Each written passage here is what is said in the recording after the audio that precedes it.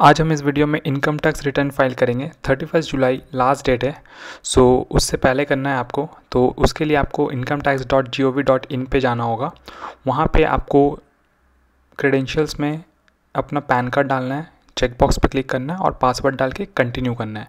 फिर आपको home page पे एक फाइल नाउ दिखेगा, फाइल नाउ करना, इस पे ड्रॉप डाउन पे जाके असेसमेंट ईयर चूज़ करना है 2022 एंड 23। उसके बाद ऑनलाइन मोड सेलेक्ट करना है, क्योंकि ऑफलाइन में आपको एक्सेल यूटिलिटी पे काम करना पड़ेगा। उसे अवॉइड करने के लिए हम लोग ऑनलाइन करेंगे। यहाँ पे आपको स्टार्ट न्यू फाइलिंग करना है। उसके बाद इंडिविजुअल पे सेलेक्ट करके कंटिन्यू करेंगे।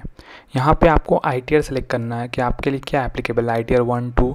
तो सैलरी रेट के लिए ITR 1 एप्लीकेबल है, और उसके अलावा आपको ध्यान रखना पड़ेगा 50 लाख टोटल इनकम क्रॉस नहीं होनी चाहिए, और एग्रीकल्चरल इनकम 5,000 तक होनी चाहिए, और हाउस रेंट प्रॉपर्टी अगर कोई है तो वो 1 से ज़्यादा नहीं होना चाहिए।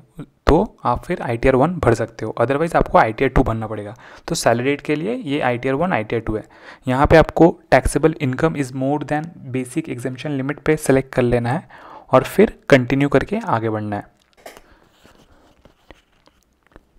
उसके बाद ये पेज सामने आएगा। यहाँ पे आपके पर्सनल इन्फॉर्मेशन, आपका टोटल इनकम, क्या डिडक्शंस हुए हैं, TDS, टैक्स कितना पे हो चुका है और कितना टैक्स बाकी है, ये सारी इन्फॉर्मेशन इस पेज में है। तो आप सबसे पहले फर्स्ट ऑप्शन पर्सनल इन्फॉर्मेशन पे क्लिक कीजिएगा, और यहाँ पे आपको पर्सनल इन्फॉर्मेशन में जीमेल, पैन, आधार कार्ड, ऐसे डिटेल्स आपको मिलेगा जो आपको वेरीफाई कर लेना है। बेसिकली ये प्रीफिल्ड होते हैं, ये आपके टैक्स डिपार्टमेंट वालों के पास आपके ये डेटा होते हैं, एम्प्लॉयर से मिल जाता है, तो ये आप वेरीफाई कर लो। उसके बाद आपको ड्रॉप डाउन से नेचर ऑफ़ एम्प्लॉयमेंट सेलेक्ट करना है। वहाँ पे हम हमारे केस में अदर सेलेक्ट करेंगे। अगर आप गवर्नमेंट पेंशन या PSU पेंशंस वगैरह आती है तो आप उसके अकॉर्डिंग अपने ऑप्शन को सेलेक्ट करना, बट हमारे केस में मोस्टली अदर्स है। उसके बाद आपको यहाँ पे टैक्स रिजीम सेलेक्ट करना है। हम ओल्ड टैक्स रिजीम सेलेक्ट करेंगे क्योंकि यहाँ पे इन्वेस्टमेंट की ऑप्शंस है, तो हमारे लिए वो सेलेक्ट करना है। जिसके लिए नहीं एप्लीकेबल है, वो जो न्यू टैक्स रिजीम के साथ जा सकते हैं वो जाए। और उसके अलावा यहाँ पे आपको बस अपना जो भी बैंक अकाउंट डिटेल्स वेरीफाई कर लेना है, जिस पे आपका रिफंड वगैरह हुआ तो आएगा, और अगर एडेड नहीं है तो आप यहाँ से ऐड अनदर करके आप अपना बैंक अकाउंट ऐड कर सकते हो। कंफर्म करके हम आगे बढ़ जाएंगे। यहाँ पे next option is gross total income check करेंगे। यहाँ पे आपसे कुछ चीज़ें पूछी जाएगी, जहाँ पे आपको बताना है कि आप एलिजिबल हो कि नहीं इस पर्टिकुलर एग्जामिशन के लिए। जैसे कि फर्स्ट वन जो था वो हमारे केस में नो होगा, सेकेंड वाले भी नो होगा, third one house rent allowance है तो वो हम येस करेंगे, और वहाँ पे आपको प्रीफिल्ड दिख रहा है वो फॉर्म 16 से पिकअप हुआ है, मैं आपको दिखाता हूँ आगे। और बाकी दो ऑप्शन भी हमारे केस में नो है, तो हम इसको करके आगे बढ़ जाएंगे। यहाँ पे आप जैसे ही आगे बढ़ते हो आपको यहाँ पे इनकम डिटेल्स दिखाया जाएगा जो आप वेरीफाई कर सकते हो। तो बेसिकली ये जो ग्रॉस सैलरी और बाकी की चीज़ें दिखा रही है वो आप फॉर्म 16 में आराम से कंपेयर कर सकते हो। तो ये सारे डिटेल्स आपको फॉर्म 16 में मिल जाएगा, जिसको आप मैच कर सकते हो। जो भी सेक्शन मिला हुआ है, जो भी सेक्शन यहाँ पे मेंशन है आप वहाँ से कंपेयर कर लेना, तो यहाँ से आपको वो मिल जाएगा। उसके अलावा आपको यहाँ पे इनकम फ्रॉम हाउस प्रॉपर्टी अगर कोई है तो आप सिंपली यहाँ पे ऐड कर सकते हो। यहाँ पे add edit details of breakup दिया हुआ है, वहाँ पे आप ऐड कर सकते हो। हमारे केस में ये नहीं है तो हम सिंपली स्किप करके आगे बढ़ जाएंगे।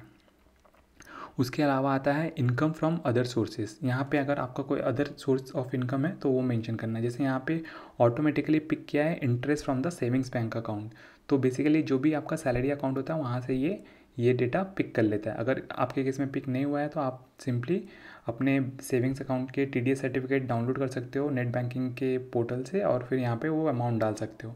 तो ये आपको डालना ज़रूरी है। उसके अलावा अगर कोई और इनकम है तो वो भी आप ऐड अनदर बटन पे क्लिक करके डाल सकते हो, और जो भी आप यहाँ पे डेटा फिल करोगे उसके अकॉर्डिंग ही टैक्स कैलकुलेट होगा, क्योंकि इस इनकम में आपका कोई टैक्स कटा नहीं है। तो ये हो गया इसके बारे में। उसके नीचे एग्जेम्प्ट इनकम है, अगर आपका कोई एप्लीकेबल है एग्जेम्प्ट इनकम, आप किसी इनकम को एग्जेम्प्ट करना चाहते हो तो यहाँ पे वो डिटेल्स आप डाल सकते हो। हमारे केस में नहीं है तो हम स्किप करके आगे बढ़ जाएंगे, कंफर्म करके आगे चले जाएंगे।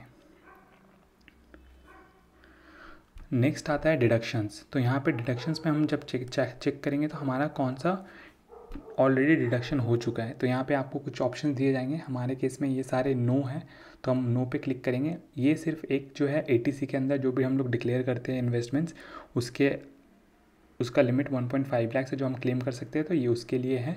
तो ये डेटा भी एम्प्लॉयर के द्वारा पिक किया गया है। एम्प्लॉयर बेसिकली जो भी आपका एम्प्लॉयर होता है उनके पास ये डेटा होता है, तो वो यहाँ से वहाँ से मिल जाती है, तो ये प्रीफिल्ड है। उसके अलावा आप जो भी ऑप्शंस यहाँ पे देख रहे हो वो एप्लीकेबल नहीं होने के कारण यहाँ पे मैं नो करके आगे बढ़ जाऊँगा।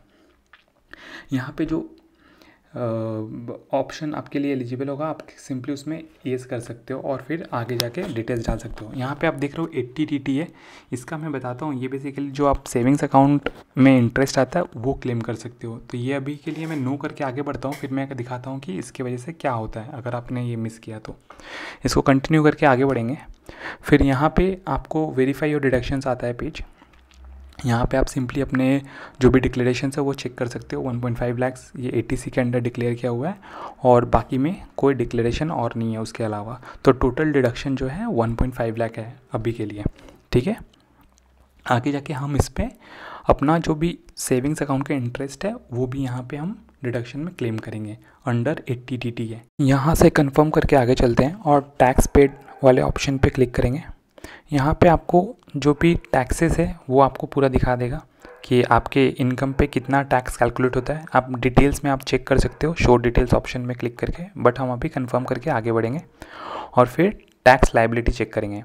तो यहाँ पे बेसिकली आपको दिखाएगा कि आपका कितना टैक्स कट चुका है और अगर आपको कुछ एक्स्ट्रा टैक्स पे करना है तो यहाँ पे आपको वो पता चलता है।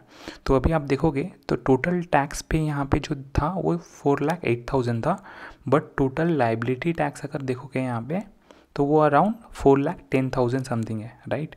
तो मतलब यहाँ पे आपको बेसिकली कुछ टैक्स और भी पे करने होंगे इनकम टैक्स रिटर्न फाइल करते वक्त। तो मैं दिखाता हूँ यहाँ पे total tax fee and interest is 4,10,317। अब यहाँ से अगर आप कंफर्म करके प्रोसीड करते हो तो आपको दिखाता है you need to make a payment of 1660। So ये इंटरेस्ट एक्स्ट्रा क्यों है? क्योंकि आपका सेविंग अकाउंट का जो इंटरेस्ट है उसके ऊपर आपको टैक्स लग रहा है, तो बेसिकली हम उसको क्लेम करना चाहते हैं अभी। अदरवाइज़ आप देखोगे बाकी जो भी टैक्सेस है वो आपके सैलरी स्लिप पे स्लिप में डिडक्ट होके ही आता है आपका इन हैंड सैलरी। तो अभी क्या करेंगे, डिडक्शन में जाके 80 TTA के अंदर हम इसे यस कर देंगे इस ऑप्शन को। तो are you eligible to claim deduction? Yes, ठीक है। ये सेविंग्स बैंक अकाउंट के लिए है इंटरेस्ट जो भी जनरेट हुआ। अब जैसे ही आप ये सेलेक्ट करते हो यस, आपको नेक्स्ट पेज में एक ऑप्शन मिलेगा जहाँ पे आप डिटेल्स ऐड कर सकते हो। तो ये दिखाने का मकसद यही था कि आपको समझ आ जाए कि आपको कुछ भी क्लेम करना होगा तो इस तरीके से आपको येस करना है और यहाँ पे आके इस कार्ड में अंडर 80 TTA जो भी आपके लिए एप्लीकेबल है उसके अंदर ऐड करना है डिटेल्स। तो यहाँ पे हम सिंपली अपना जो भी इंटरेस्ट था वो हम डाल देंगे। अगर आप एक्स्ट्रा डालते हो जो भी आपने वहाँ पे डिक्लेयर किया है तो आपको ये एरर देगा। बेसिकली ये आपको मैच होना चाहिए जो भी आपने डाला है। हमारे केस में 5319 है तो वही डाल के हम आगे ऐड कर देंगे। नेक्स्ट पेज में ये हमें एक वार्निंग देगा कि हमने जितना एम्प्लॉयर ने डिक्लेयर किया उससे ज़्यादा डिडक्शंस क्लेम कर रहे हैं। तो वो हमारे केस में करेक्ट है क्योंकि हमने इंटरेस्ट रेट को क्लेम करा है, राइट। जो भी उसके ऊपर इनकम था जो भी टैक्स था वो क्लेम करा है, इसलिए ये वार्निंग आ रहा है। बाकी अब कंफर्म करके आगे बढ़ जाओ। नेक्स्ट पेज में दिखाएगा you need to make a payment of 0 मतलब नो टैक्स। इसके बाद प्रीव्यू रिटर्न, यहाँ पे आप अपने डिटेल्स जो भी फिल करे वो कंफर्म करके आगे बढ़ो। उसके बाद आपको दिखाएगा वैलिडेशन सक्सेसफुल।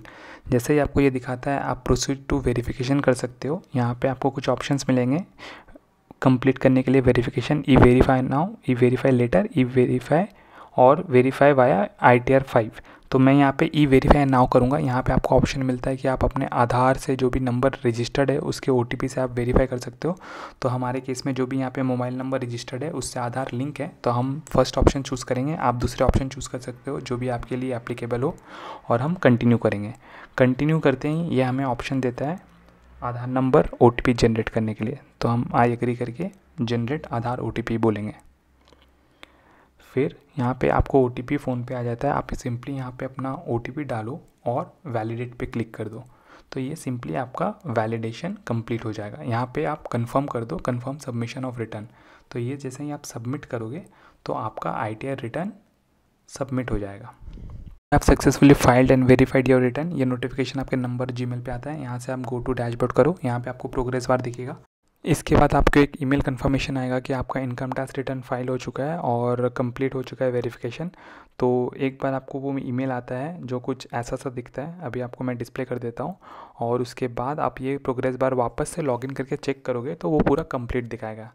तो यही था इस वीडियो के लिए। आई होप आपको ये स्टेप्स फॉलो करके आप अपना ITR 1 फिल कर पाओगे। तो अगर आपको ये हेल्पफुल लगता है तो प्लीज़ मेरे इस चैनल को सब्सक्राइब कर देना और इस वीडियो को शेयर कर देना ताकि बहुत लोगों को हेल्प हो जाए, क्योंकि 31 जुलाई लास्ट डेट है। तो प्लीज़ हरी अप एंड आप अपना इनकम टैक्स रिटर्न खुद से फाइल कर लो, आपको किसी की ज़रूरत अभी नहीं पड़ेगी, ये बहुत ही आसान है। तो आई होप ये वीडियो हेल्पफुल लगा होगा। So thank you for watching.